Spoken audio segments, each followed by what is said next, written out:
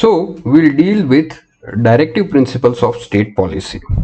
So the makers of our constitution knew that India would be facing many challenges, but at that point of time the government did not had enough resources. So they inserted certain guidelines in the constitution of India. These guidelines were not legally enforceable. What do you mean by not legally enforceable? That if this guidelines government fails to implement, a citizen cannot go in the court to instruct the government for its implementation. In other words, these directive principles of state policy are non-justiciable. Non-justiciable by I mean that they cannot be enforced by judiciary like fundamental rights. So how they would be enforceable? According to constitutional framers, there will be a moral force behind the guidelines that would ensure that the government would take them seriously. They expected people of the country to judge the performance of the government on the basis whether the government is responsible for implementing the directives have implemented or not. So the constitutional framers created a separate list of polity guidelines in Constitution Part 4. Like Part 3 is related to fundamental rights, Part 4 is related to directive principles. So the list of these guidelines is called directive principles of this policy. Now what is the content of directive principles of this policy? We'll see now. The directive principles of policy deals with three things: goals and objective of the Indian society, the rights individual they can enjoy apart from fundamental rights. Now fundamental rights will be enforceable and the rights in DPSP will not be enforceable. And what are the policies any government, irrespective of any ideology, whether Congress, left or BJP, when they come to power should try to adopt and implement it. So apart from this, by reading DPSP you can also get some idea of the vision of the constitutional framers, what kind of society they wanted to create. After independence, when Constitution of India came into force, we have seen that several governments has implemented DPSP. How? By abolishing zamindari, by nationalizing the bank. They have several governments have enacted factory laws. They have fixed the minimum wages. They have promoted small and cottage industries. They have introduced reservation for the upliftment of the social caste and social tribes to create social justice. To create social justice in the society. So this is how the directive principles are helpful in guiding the government while creating the policies. Directive principles also include right to education, formation of Panchayati Raj all over the country, right to work under the employment guarantee program and midday meal scheme. All these different things are included in directive principles of state policy. So now we'll deal with fundamental duties.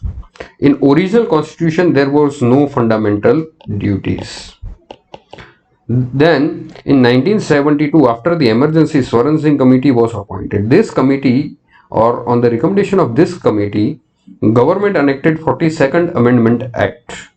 This act introduced fundamental duties and 10 duties were inserted and new part 4A was created, and in this part these 10 duties were inserted. However, like DPSP, they are not enforceable in court of law, but citizens are expected to abide by the constitution and all the fundamental duties. However, it must be noted that constitution does not make rights dependent or conditional upon the fulfillment of duties. Both are separate. Rights and duties both are separate. In this sense, inclusion of fundamental duties has not changed the status of fundamental rights. So to be clear that in context of constitution, rights and duties, there is no interlinkage. Both are completely different. Now we'll see the relationship between DPSP and fundamental rights, how both are complementary to each other. But before dealing with this, we'll see the different types of directive principles in the Constitution of India. Some directive principles define goals of the government. Some directive principles guide the policies of government. Some directive principles empower rights to the citizen, but unlike fundamental rights, they are non-justiciable. So we'll see the goals: welfare of the people, social, economic and political justice, equitable distribution of resources, promotion of international peace. Recently, UPSC has asked this question, that which article of the Constitution of India promotes international peace. Then we will see that what are the different policies: uniform civil code, prohibition of consumption of liquor, for example Gujarat and Bihar, promotion of cottage industry, prevention of slaughter useful cattle, promotion of village panchayat. This we have seen by 73rd and 74th Amendment Act, how the government has implemented. From this 73rd Amendment Act is related to Panchayati Raj, and 74th Amendment Act is related to ULBs, urban local bodies or urban governance. What kind of rights do DPSP give to citizens? That is right to adequate livelihood, equal pay to equal work for man and woman, right against economic exploitation, right to work and early childhood care. But these rights are not justiciable, unlike fundamental rights. It means if these rights cannot be enjoyed by citizen cannot approach the court for its enforcement. Now we'll see the difference between fundamental rights and directive principles of state policy.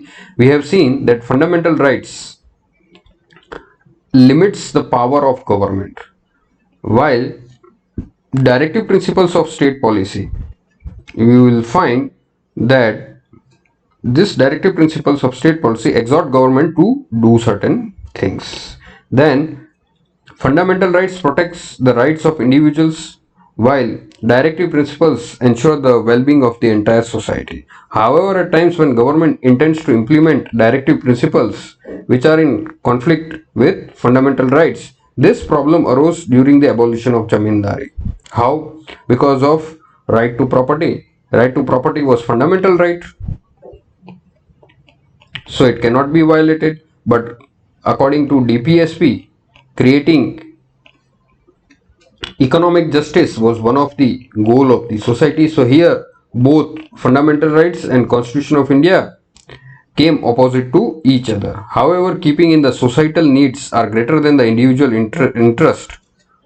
The societal needs are greater than the individual interest. Government amended the Constitution to give effect directive principles of state policy. This created a long legal battle. However, and in this battle, executive and judiciary took different position, and finally government abridged fundamental rights to implement directive principles of state policy. On the other hand, court held the view that fundamental rights are so important and sacred they cannot be limited even for the purpose of implementing directive principles of state policy. So here you will see that right to property was earlier fundamental right under Article 19 and 31. Later, through amendment, it was inserted in Article 300A, and now at present, the present position of right to property is that it is a constitutional right. Okay, but not a fundamental right. So what is the difference between constitutional right and fundamental right? All rights which are in constitution will be called as constitutional right, and inside constitution there is part 3. So those rights in part 3 are called as fundamental rights. So all fundamental rights are constitutional rights, but all constitutional rights are not fundamental rights. This difference students should keep in their mind. Now we will see that in case of right to property there was a debate. Okay, in case of right to property there was a debate. This was related to amendment. The government was saying that parliament can amend any part of constitution, but the court had a different view. Court says that parliament cannot cannot make amendment. This parliament cannot make amendment that violated fundamental rights. This controversy was settled by Keshavananda Bharati case. This case is very important because in this case, court laid down the concept of basic structure. In this case, court held that there are certain basic features of the constitution. So parliament can amend any part of the constitution, but basic features cannot be changed by parliament. This we will deal in detail in chapter 9, that constitution is the living structure. So this is a newspaper heading, how fundamental rights are important. You students can go through this. And this is the conclusion of the whole chapter which we have read. Please go through once. And finally, these are the small MCQs or some questions which will help you to understand whether you have understood the concept or not. So these are simple questions. Every student should practice it. In case they have any doubt, you can approach me. And here we are completing this chapter 2. Thank you for this lecture. Have a nice day.